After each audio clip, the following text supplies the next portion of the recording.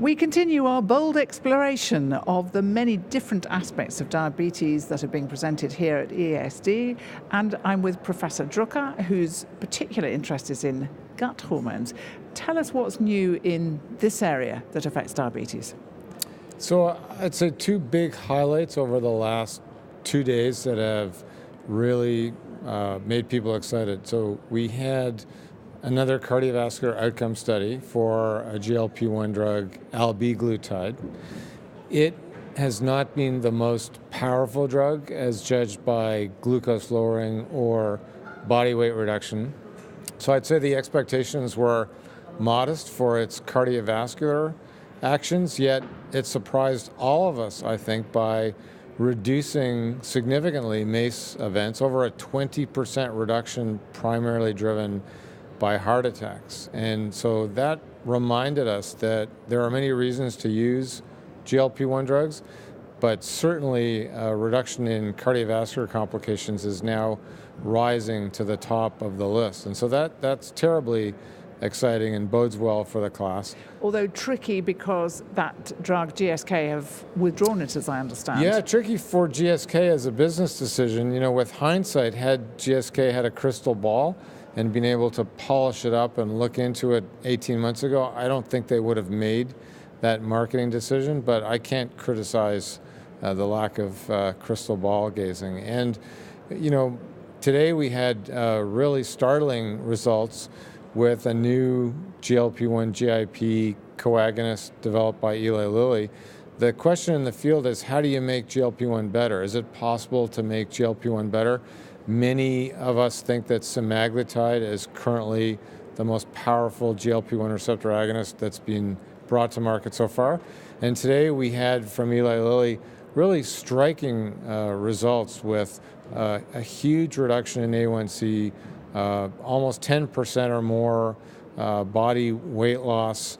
And the question is, will this become the new gold standard? And will there be a rush to add on new things to make GLP-1 better, like GIP, like glucagon, perhaps GIP and glucagon? So it shows you the powerful promise of peptide therapy, I think, is now starting to become a reality. And this is only going to be good news for patients with diabetes. There will be more drugs, they will be more powerful. Hopefully we'll see more price reduction, longer acting forms. So I think there's tremendous momentum in peptide therapeutics and diabetes.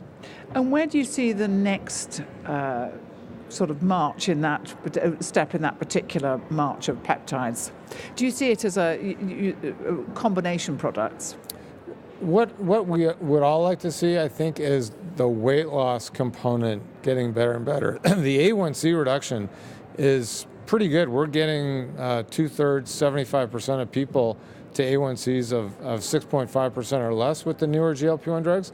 We're starting to get glimpses that we can get 15% weight loss. Could we get to 20% weight loss? Could we one day say to patients, we have something that approaches bariatric surgery? We're not there yet, but the results are really exciting, and I think we're making a lot of progress because we all know the obesity epidemic in part is driving the diabetes problem in many individuals.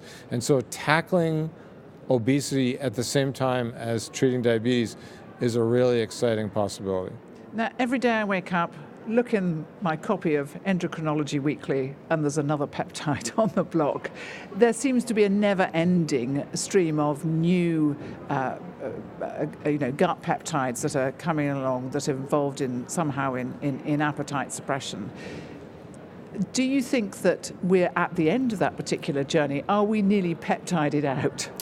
So I would actually say that we're about 1/3 of the way through. And so Good heavens. Yeah, I'm really sorry if you're fatigued by this peptide stuff. The problem is they work, they're safe, they reduce heart attacks, strokes, and cardiovascular death. You don't have to check your glucose. You don't have to worry about weight gain. You can give them once a week, maybe even in the future every few months, depending on the delivery. And so unlike what we used to have to do, take multiple tablets or multiple injections a day, check the glucose to adjust the dose, worry about hypoglycemia, Peptide therapy eliminates all of those inconveniences and provides a more powerful, safe, and effective way to treat diabetes. You can't get fatigued with those attributes. You just can't. I promise not to be fatigued with peptides ever again. And thank you very much, Professor Drucker. And if you want to look at some of that work that is on the EASD website, you know where to go, easd.org.